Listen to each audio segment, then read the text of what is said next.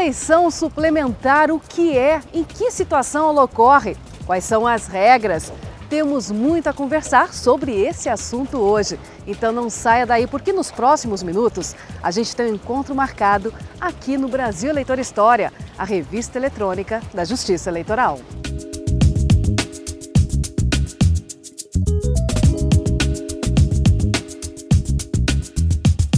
Foi impugnada porque não pode estar na prefeitura lá administrando uma cidade, né? E não é por aí. A gente tem que pôr uma pessoa que faça alguma coisa para o nosso município.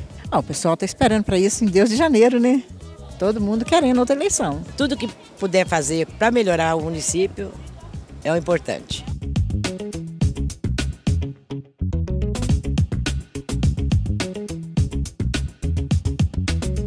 Sim, se está errado, tem que mudar. Se a conduta ou a história política do candidato eleito não estiver de acordo com as regras eleitorais, o candidato eleito perde o cargo e novas eleições são marcadas.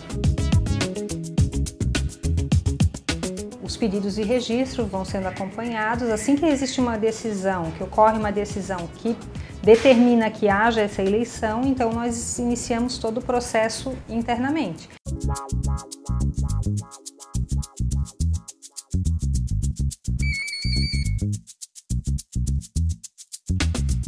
Fazer uma nova eleição exige recurso do Estado e toda uma logística de votação, como convocação de mesários, distribuição de urnas. Afinal, é uma eleição como qualquer outra. Por isso é preciso prestar muita atenção nos casos específicos em que o Código Eleitoral prevê a realização de um novo pleito. Quer ver?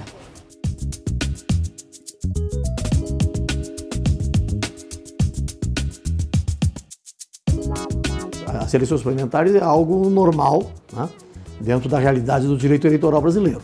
Elas ocorrem quando, por exemplo, no resultado, na apuração dos votos, mais de 50% dos votos são nulos, por exemplo. Esse é um caso típico de eleição suplementar. Sim, dos mais conhecidos, o que a gente pode tratar. Improbidade administrativa, existe uma lei que tipifica a improbidade administrativa. Às vezes um cargo comissionado, um servidor público que ele precisa se afastar num determinado prazo antes da eleição e muitas vezes ele não se afasta dentro desse prazo, então ele se torna inelegível. Cônjuges também de candidatos que já exercem, né, por exemplo, de prefeito, ele não pode concorrer também para não ocorrer a reeleição reversa ou por afinidade, né? Condenações criminais, né? Algumas condenações criminais de alguns tipos penais, basta uma decisão colegiada e aí o candidato já não pode concorrer. O mais comum é quando há a impugnação e o indeferimento do registro do candidato ou do diploma, né? Ou ainda uma cassação, né, após a diplomação. Eu tenho que levar em consideração primeiro o candidato ao cargo qual está disputando. Se for aqueles cargos do qual para aprovação eu levo o pleito majoritário, que eu penso em prefeitos, governadores e presidentes, e quando houver, nesse momento desse escrutínio, dessa votação, desse sufrágio que a gente destaca, se destacado uma ilegalidade que eu venha ter que cassar, essa eleição terá que ser refeita. E essa eleição, quando é refeita, será feita do modo direto. Em todos esses casos, né, então a forma de implementar, né, o andamento do processo eleitoral é através de uma eleição suplementar.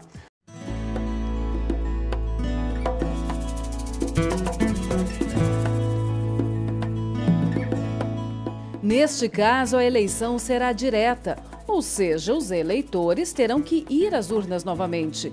Mas isso só vai acontecer se estiver faltando mais de 6 meses para o final do mandato de quem está no governo. Com a reforma eleitoral, ficou estabelecido que, no caso de cassação de registro ou de diploma, a eleição deve ser direta, deve-se renovar a eleição como direta até 6 meses antes do fim do mandato. Tá? Também não significa que não pudesse antes haver nova eleição, mas a eleição era indireta após a segunda metade do mandato. O que mudou agora é que, então, até 6 meses antes, se houver necessidade de uma nova eleição, ela é uma eleição direta e aí, então, organizada pela Justiça Eleitoral. Nesse caso, o presidente da Câmara Legislativa, ele assume, mas provisoriamente, porque o Tribunal Regional Eleitoral irá convocar eleições indiretas. Então não vai ter a participação novamente da população, mas o presidente da Câmara Legislativa, exemplo no município, ele vai assumir provisoriamente, enquanto o TRE organiza uma eleição.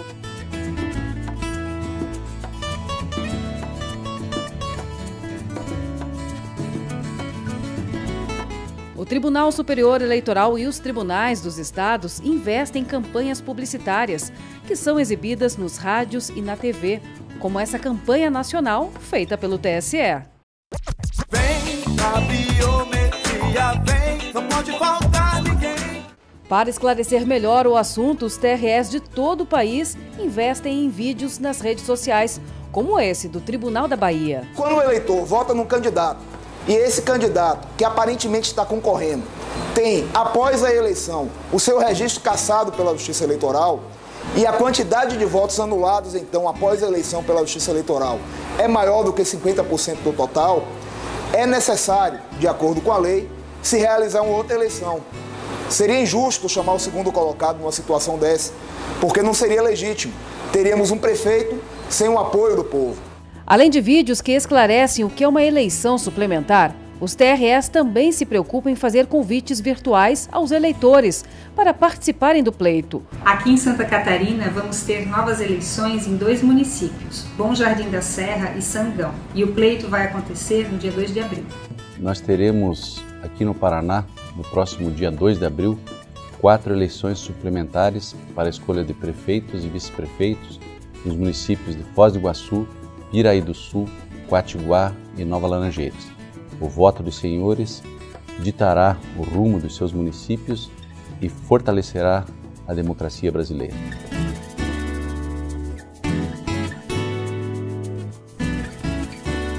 Até julho de 2017, cidades de 14 estados realizaram novas eleições para prefeito e vice. Os estados onde ocorreram o maior número de eleições suplementares foram Minas Gerais, com 8 municípios, Paraná e Rio Grande do Sul, com 6, e São Paulo, com 4 cidades. Nós tivemos 2 eleições suplementares já em 2 municípios, que foi Bom Jardim da Serra e Sangão. Nós estamos em processo eleitoral no município de Abelardo Luz.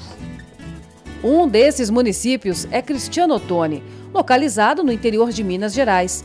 Os eleitores da cidade, que faz parte da microrregião de Conselheiro Lafayette, a 116 quilômetros de Belo Horizonte, voltaram às urnas para escolher novo prefeito e vice.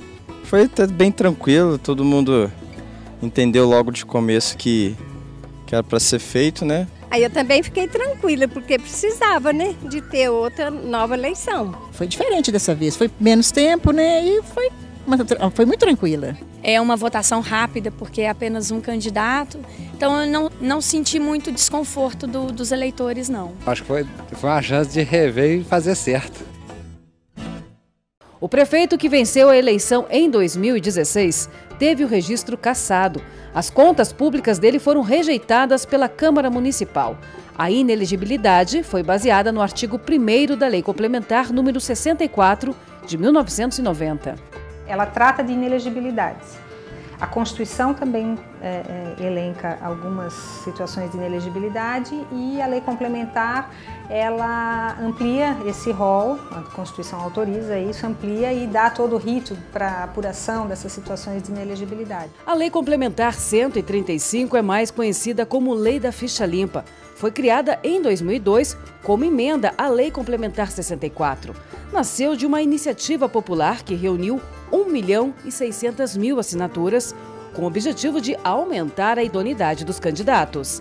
A lei torna inelegível por 8 anos um candidato que tiver um mandato cassado, renunciar para evitar a cassação ou for condenado por decisão de órgão colegiado, ou seja, por um grupo de juízes, mesmo que ainda exista a possibilidade de recursos. quando ela foi positivada, a Lei Complementar 135 de 2010, já houve uma discussão. Já vale para essa eleição ou vale na eleição que vem?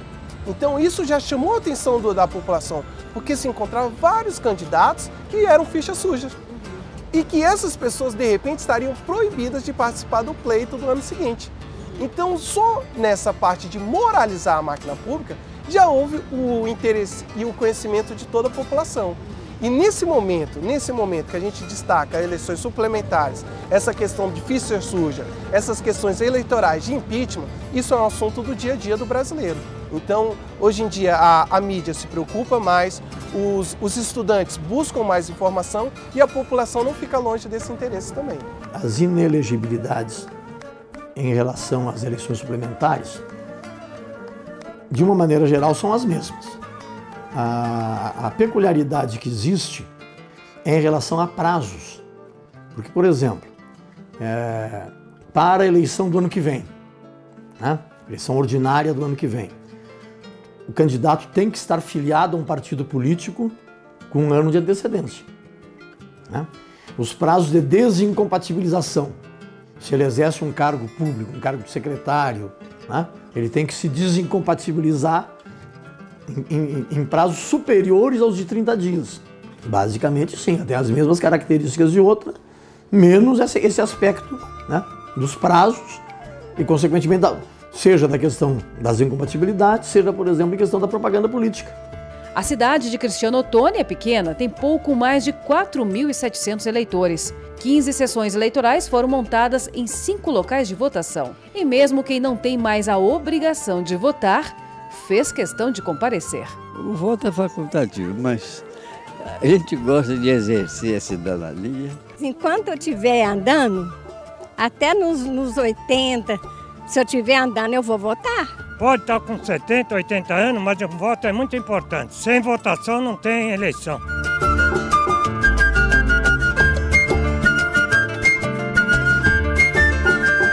Consciência eleitoral, não só entre os mais experientes, como também entre os jovens. Apresenta a opção de escolha, né, de você escolher o melhor para a sua cidade, né? E o seu voto vai fazer a diferença, né? Um voto faz a diferença e isso que importa. A disputa entre os candidatos ao cargo de prefeito em Cristiano Ottoni foi acirrada. A diferença entre os dois foi de apenas 420 votos. Quase 90% dos eleitores do município participaram do pleito. Aí eu também fiquei tranquila, porque precisava, né, de ter outra nova eleição. O pessoal está vindo em massa, está vibrando para interior, é isso mesmo que vocês estão vendo aí, vibra com a eleição, eles têm seus partidos, eles têm seus próprios candidatos, eles estão vibrando e está acontecendo dentro da normalidade. Não adianta a gente ficar só em casa, falar não muda nada, a única maneira da gente fazer alguma coisa para mudar é aqui, na votação. Às vezes eu fico ouvindo as pessoas falarem, não vou votar não, para que isso? Até na fila ali mesmo eu escuto. Eu ainda mexo com elas, não, que isso aqui é importantíssimo, né? É uma hora que mostra que a gente é importante. Uma chance de fazer mudança na cidade. Mas, se Deus quiser, agora vai dar certo.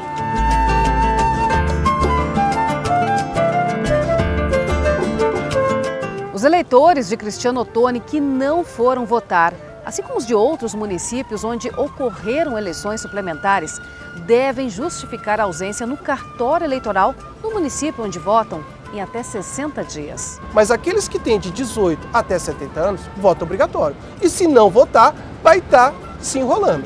Porque o que acontece? A pessoa que não vota e não justifica o seu voto, ele está sujeito a não poder tomar posse num cargo público, ter dificuldades em fazer matrículas em universidade, justamente porque não votou. Então, por mais que seja uma eleição suplementar, o voto é obrigatório para aqueles e é facultativo para aqueles que estão naquela idade de 16 a 18 anos e os maiores de 70 anos. Outra cidade em que ocorreu eleição suplementar foi Carmópolis. O município do leste sergipano tem 13.342 eleitores aptos a votar. Foi a primeira vez que ocorreu uma eleição suplementar na cidade. foi em razão do indeferimento da chapa majoritária que disputou as eleições de 2016. Essa chapa majoritária, que sagrou-se vencedora, ela teve o registro indeferido por decisão do TRE de Sergipe, decisão essa que também foi mantida pelo Tribunal Superior Eleitoral através de um recurso que foi interposto pela coligação. Em razão do indeferimento dessa chapa majoritária, houve a necessidade do TRE convocar novas eleições suplementares para esse ano. A chapa que venceu o pleito em 2016 teve o registro de candidatura negado pelo TRE de Sergipe. A decisão foi mantida pelo TSE. Nas urnas, o eleito foi o vice-prefeito da chapa cassada. Nesse caso, o TRE entendeu que o problema de inelegibilidade da chapa não atingia o candidato. O candidato que disputou a vice-prefeitura na chapa que foi indeferida, ele pôde participar desse pleito municipal porque não foi ele quem deu causa à nulidade da eleição. O seu candidato, então, a prefeito, foi considerado inelegível e, em razão dessa inelegibilidade, toda a chapa foi declarada inválida e os votos foram anulados. E os mesários responsáveis por toda a montagem dentro da sala de votação, o que acharam de fazer 2 eleições no intervalo de 1 ano? Isso é bem inédito na vida dos eleitores e deles também. Fui convocado, né? Minha irmã comunicou, eu falei assim, não, eu vou, dá pra mim. Mesmo eu não sendo voluntário, eu sendo convocado, é uma satisfação a gente vir participar da eleição e acompanhar todo o processo de votação aqui. Você tem que pensar o que você pode trazer em benefício a isso à sua comunidade.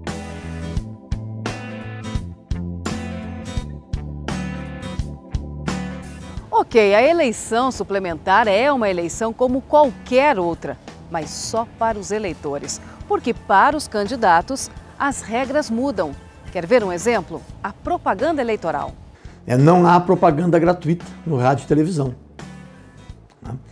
Como a norma geral das eleições é de que a veiculação de propaganda na mídia eletrônica, televisão ou rádio, se dá de forma gratuita, no horário político gratuito, então não pode haver propaganda paga. Os meios escritos, jornais, revistas, os candidatos podem pagar para ter acesso a essa publicação.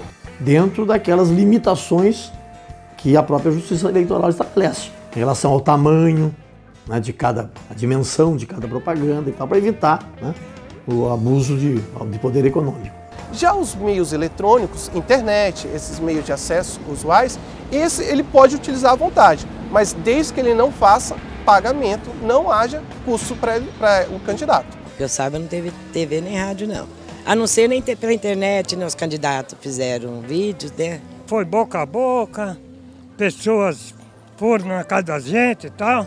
A prestação de contas, tanto de candidatos como de partidos políticos, é a mesma das eleições anteriores. Tem que abrir conta bancária com o CNPJ. E o limite de gastos é o mesmo estabelecido nas eleições municipais. Quer ver um exemplo? Nos municípios com até 10 mil eleitores, o candidato a prefeito pode gastar até R$100 mil na campanha eleitoral. Já as cidades com mais de 10 mil eleitores podem usar até 70% do maior valor declarado para o cargo na última eleição.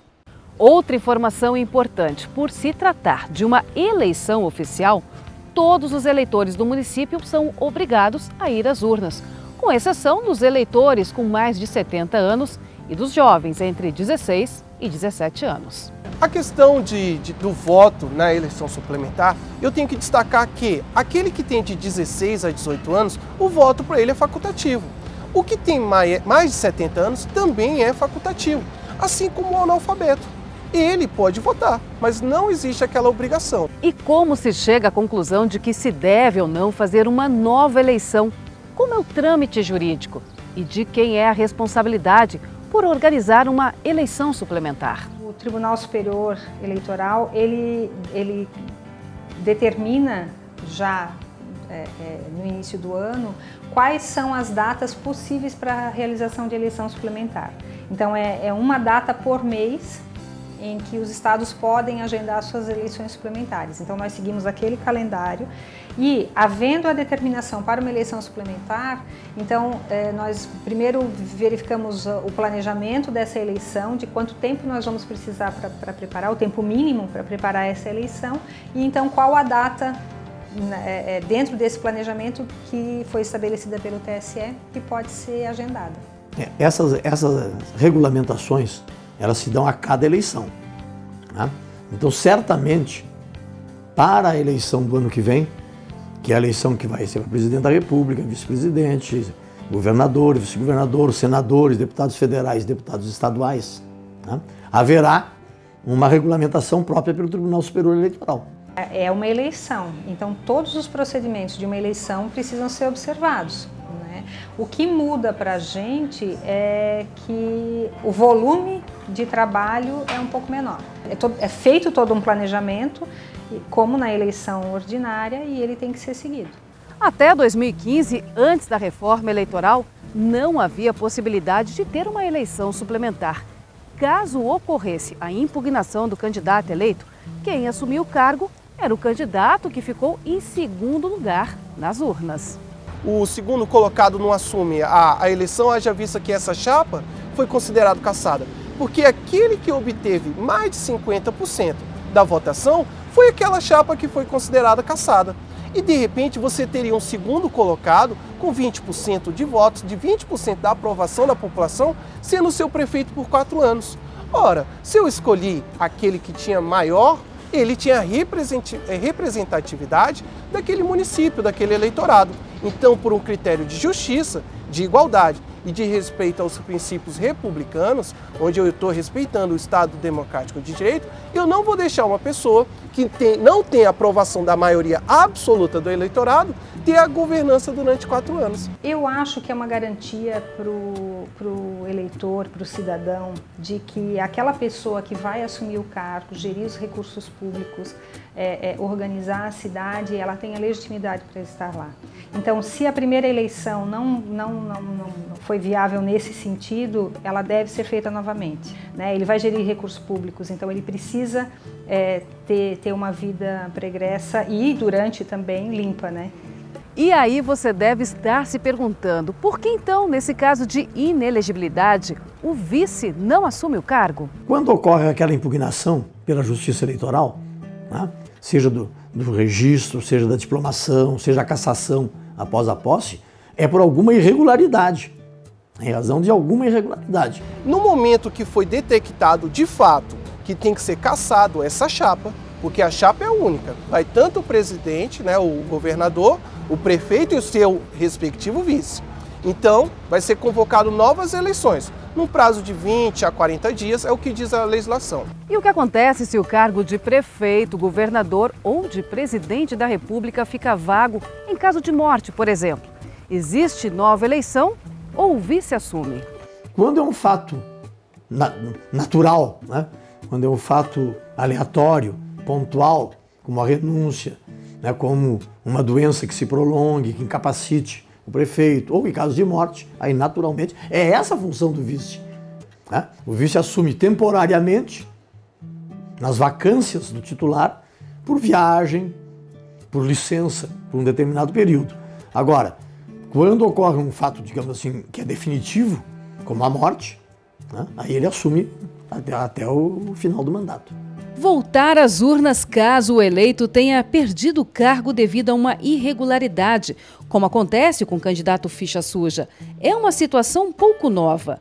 Mas o que será que o eleitor acha disso? Serve para mostrar que existe lei no Brasil, né? Porque a gente pensa, vamos roubar, que não vai dar em nada. Então mostrou que se a gente não andar rigorosamente em dia com a justiça, com as contas, né, no caso da prefeitura, que não vai ficar assim elas por elas, vai ter uma consequência.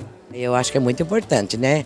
É um futuro para os nossos filhos, para os nossos netos, né? Foi muito bom. Agora nós vamos pôr novos candidatos lá, se Deus quiser. É a gente escolher, nós temos o direito, esse direito foi muito batalhado, né? E nós conquistamos o direito ao voto. A gente não deveria desperdiçar, votando de qualquer maneira, ou pior ainda, vendendo voto.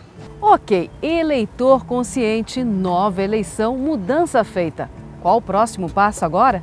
Eu te digo, a diplomação dos novos eleitos. A posse se dá da mesma forma como se dá na eleição originária também. Se dá logo após proclamado pelo juiz eleitoral, né, quem foi o vencedor desse certame, é comunicado à Câmara dos Municípios, não se tratando de eleição municipal, e o presidente da Câmara dá posse ao prefeito.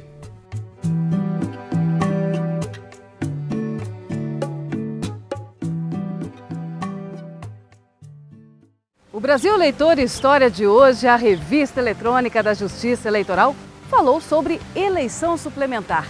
A gente se vê no próximo programa. Até lá. Tchau.